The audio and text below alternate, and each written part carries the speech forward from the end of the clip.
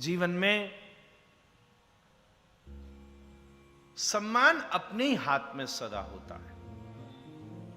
एक बात ध्यान रखिएगा, वो दुखी रहता है जिसने सम्मान दूसरे के हाथ में दे रखा। ये बात ध्यान सदा समझने की बात है। आपके हाथ में आपका सम्मान है, विदुर जी ने उसका पालन किया, और जिस क्षण जैसे ही दुर्योधन ने उनका अपमान किया, उसी क्षण विदुर जी संपूर्ण राज्य का परित्याग करके तीर्थाटन के लिए चल दिए। जिस क्षण विदुर जी ने कौरवों को छोड़ा, उस दिन श्री कृष्ण ने कौरवों की तरफ उत्सव किया। महाराज, पांडवों के यहां उत्सव मनाया। अब चिंता की कोई बात नहीं, अब तो हम लोग युद्ध जीते ही जीते महाराज, अब तो कोई समस्या नहीं है।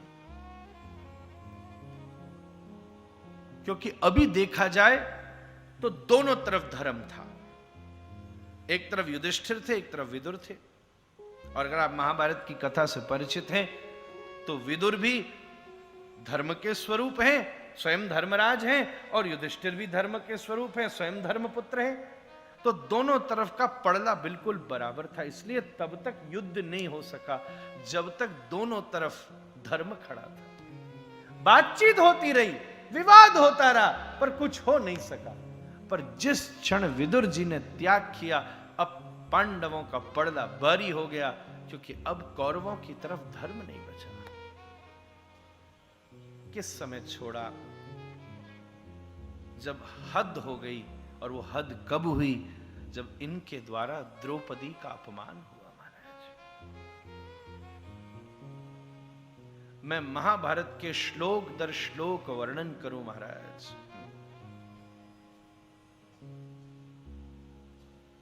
इस इतिहास में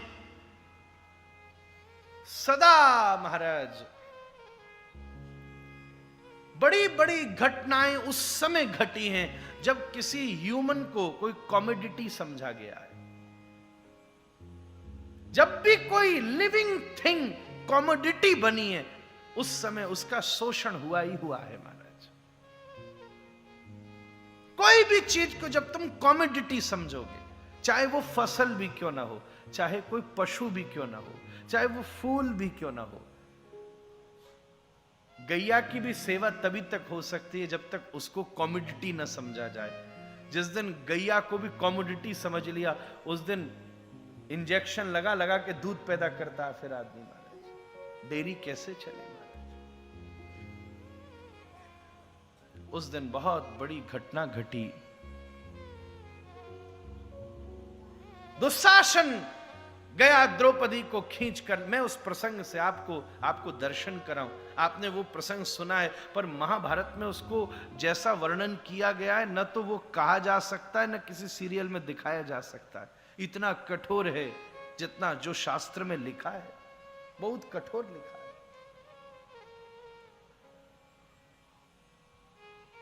दाब चलने पर युधिष्ठिर हार गए, अपनी पत्नी को दाब पर लगाया।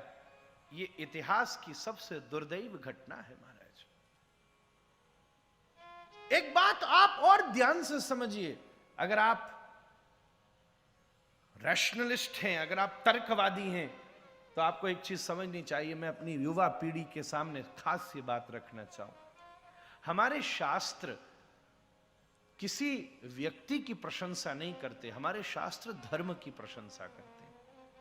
इसलिए अगर किसी व्यक्ति को महान बनाना होता तो छुपा दिया होता युधिष्ठिर के द्वारा किया गया ये कर्म। छुपा दिया जाती ये बातें कि राम ने किसी दिन अपनी पत्नी को भी वाल्मीकि के आश्रम में भेजा था। शास्त्रों में व्यक्ति प्रधान नहीं होता, शास्त्र में धर्म प्रधान होता है महाराज। कभी कोई व्यक्ति प्रधान नहीं है। अगर महाभारत में दुर्योधन के दुर्गुण का वर्णन है तो उसके सद्गुण का भी वर्णन है। मैं आपसे एक निवेदन करूं, दुर्योधन में एक बड़ा जबरदस्त सद्गुण था। वो क्या था? वो बहुत व्यवहार कुशल व्यक्ति था। व्यवहार कुशल का मतलब वो ये मैनेजमेंट, अतिथि आतिथ्य करना गजब का जानता। कृष्ण का उसने ऐसा आतिथ्य किया, इतिहास में किसी का नहीं हुआ आज तक।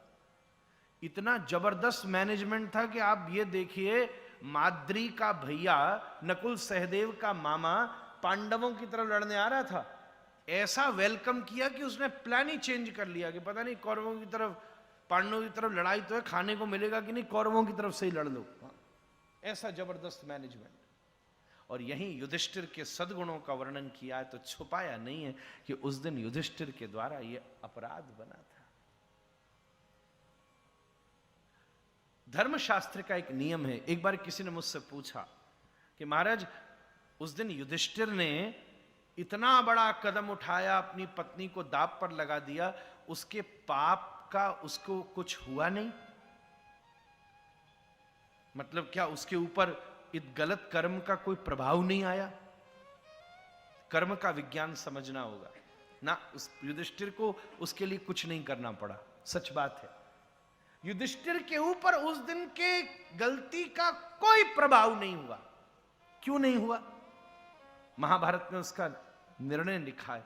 कई बार किसी किसी कर्म का प्रभाव किसके ऊपर लगता है, यह भी विचारशील बात है। उस दिन की घटना का पूरा प्रभाव अगर किसी के ऊपर आया, वो दुर्योधन के ऊपर भी नहीं आया, युधिष्ठिर के ऊपर भी नहीं आया, आपको जानकर आश्चर्य होगा, उस दिन आया धृतराष्ट्र के ऊपर। क्योंकि उस सभा का सभापति धृतराष्ट्र था और धृतराष्ट्र के निर्देश से यह कार्य हो रहा था। अगर धृतराष्ट्र अपने राज शासन का विधान लेकर के बात इस हद तक पहुंचे, उससे पहले रोक देता, तो उसके पास उसे रोकने की ताकत थी महाराज। यह धर्मशास्त्र का विधान है। इसलिए अगर जो उस दिन द्रौपदी के साथ हुआ, उसका परिणाम धृतराष्ट्र को ही भुगतना पड़ा। हार गया युधिष्ठिर उस दाव को। दुशासन को दुर्योधन ने आज्ञा दी कि वैसे तो मैं अपनी दासियों को चरणों में जगह देता हूं, पर जो कुछ रूपवती हों उन्हें चरणों से ऊपर अपनी जंघा के ऊपर जंघा को आवृत करके अनावृत करके बिठाता हूं, जा लेकर आ उसको। 10,000 हाथियों के बल वाला दुशासन। इतिहास की एक घटना देखिए महाराज, व्यास पीठों ने गाई है। हमारे लिए धर्म बड़ा है, व्यक्ति बड़ा नहीं है महाराज। गया दुशासन,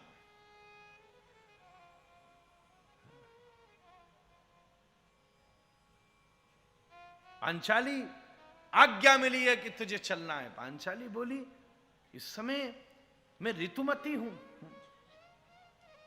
इस समय मैं किसी सभा में नहीं जा सकती। पकड़ लिया दुशासन ने और खींच के लाने लगा। महाभारत के श्लोकों के आधार पर आप मूल पुस्तक खोलकर अगर ग्रंथ का अवलोकन करें तो उस समय की निरीहता का वर्णन किया गया महाराज। उस समय में जब स्त्री ऋतुमती होती थी तो वो अपने शरीर पर एक वस्त्र को धारण करती थी, केवल एक वस्त्र उसके शरीर पर होता था। इस समय पांचाली के शरीर पर केवल एक वस्त्र था महाराज। और महाभारत का श्लोक कहता है कि वो दुशासन के दुस्साहस की वजह से वो संपूर्ण वस्त्र रक्त वर्ण का हो गया था महाराज। महाभारत के श्लोक देखिएगा। जमीन पर लिधड़ती हुई पांचाली कहती है, दुशासन, मेरे पति को मुझे दाब पर रखने का अधिकार ही नहीं है। मैं शास्त्र की बात कहूं, इतनी विवेकपूर्ण बात पांचाली ने उस समय कही। पहली बात, अगर वो खुद ही दाब हार चुका है, अगर वो खुद ही हार चुका है, तो वो मुझे कैसे दाब पर रख सकता है?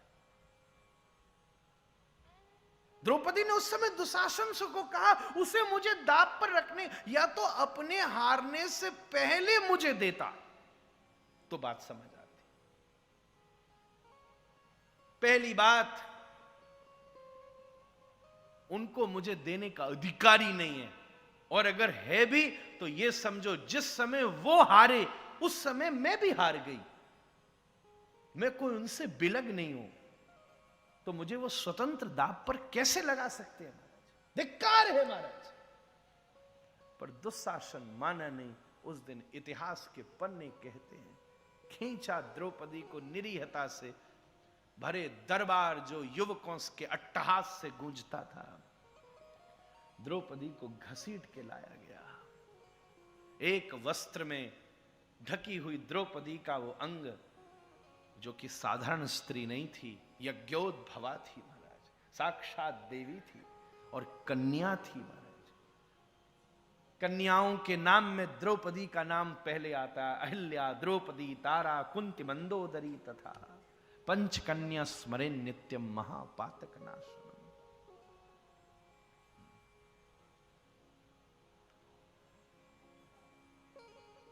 धिक्कार है धृतराष्ट्र आपके राज शासन को, जिस राज्य के मध्य में उसी की पुत्र वधू को विवस्त्र करके देखा जा रहा हो। उस पूरी सभा में कोई न बोला। महाभारत का श्लोक कहता, बेटा कोई बोला तो केवल भीम बोले महाराज। इस समय कोई बोला तो भीम बोले महाराज। अब अनावृत करी जंघा तो भीम ने वचन लिया, एक दिन दुर्योधन मैं तेरी इन जंघा को ही विदीर्ण करके अपनी पांचाली का बदला लूंगा। धिक्कार है अर्जुन तेरे गांडीव को, जिस गांडीव ने परीक्षा देकर मेरे पिता से मुझसे पानी ग्रहण किया था, आज वो अपनी ग्रहणी की रक्षा को नहीं उठ सकता, तो धिक्कार है महाराज।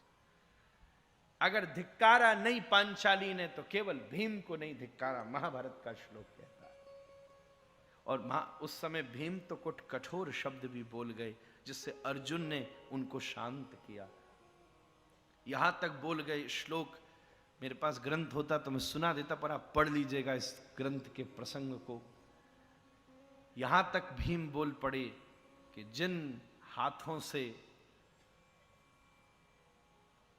चाल चलकर, हे युधिष्ठिर, भैया युधिष्ठिर आपने द्रौपदी को दांव पर लगाया है, आज अगर मेरी सामर्थ्य होती तो मैं उन हाथों को जला देता महाराज। भीम के शब्द हैं, उन हाथों को जला देता। उस समय अर्जुन ने कहा, भैया आप शांत हो जाओ,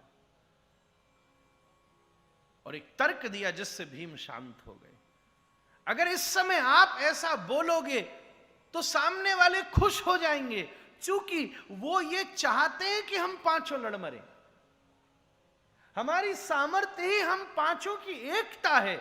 इस तरीके से बीच में लाकर सदा इन्होंने प्रयास किया है कि हम पांचों भाइयों की एकता टूट जाए और वो सफल हो जाएंगे। इस समय आप जब युधिष्ठिर भैया से उल्टा कहते हो तो देखो इनके चेहरे कितने संतुष्ट हो रहे हैं। आपका चुप रहना इस समय मर्यादित होगा। इसे देखकर भीम चुप बैठ गए, नहीं तो उस दिन महाभारत के युद्ध की आवश्यकता नहीं होती महाराज। भीम ने उठा ली थी गदा। इतिहास के पन्नों ने बड़ी निरीहता से उस दिन के प्रसंग का वर्णन किया है। धिक्कार है भीष्म आपके ब्रह्मचर्य को। क्या इतने दिन से ब्रह्मचर्य इसलिए धारण किया था कि एक दिन अपने ही घर की बहू को नग्न देखना था? धिक्कार है युधिष्ठिर तुम्हारे धर्म को महाराज। दुर्योधन हंसता हुआ बोला, तो शासन इसकी बातों में मता, इसका पति दांव पर लगा चुका है और ये दासी है। अब खींचना शुरू किया। उस क्षण द्रौपदी की साड़ी को दुस्शासन ने पूरे प्रयास से अपने शरीर के एक वस्त्र को द्रौपदी संभाली खड़ी थी कि कैसे बचा लूं, कैसे प्रसंग कहता है श्री कृष्ण उस दिन द्वारिका में थे। सत्यभामा जी के साथ बैठकर चौसड़ खेल रहे थे। वो भी एक दाव चलते, दौड़कर दरवाजे पर जाते, फिर वापस आके फिर बैठते, फिर दूसरी चाल चलते, फिर दौड़ करके जाते, फिर वापस आते। सत्यभामा जी ने पूछ लिया, हे द्वारिकाधीश, आप इतने बेचैन परेशान क्यों हो रहे हो, बार बार क्यों भाग कर जाते हो? तो रोते श्री कृष्ण बोले, क्या कहूं सत्यभामा, आज मेरी प्रिया कृष्णा, ये कृष्ण है तो द्रौपदी का नाम है कृष्णा,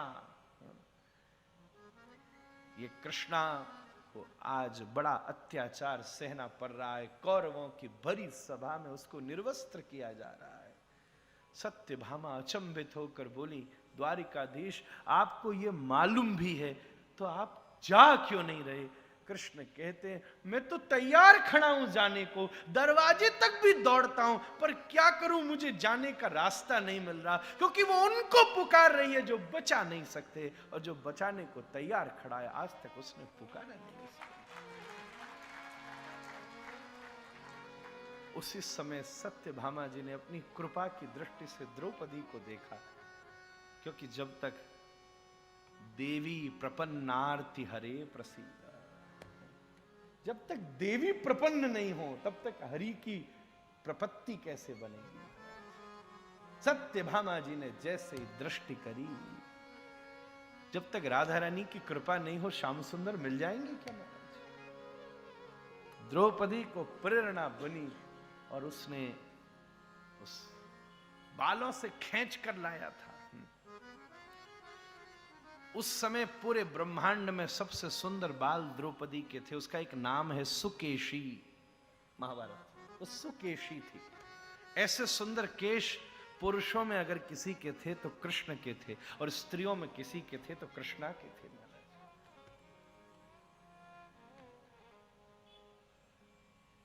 छोड़ दिया उसने साड़ी को और दोनों हाथ उठा करके बोली, 5 पति होने के बाद भी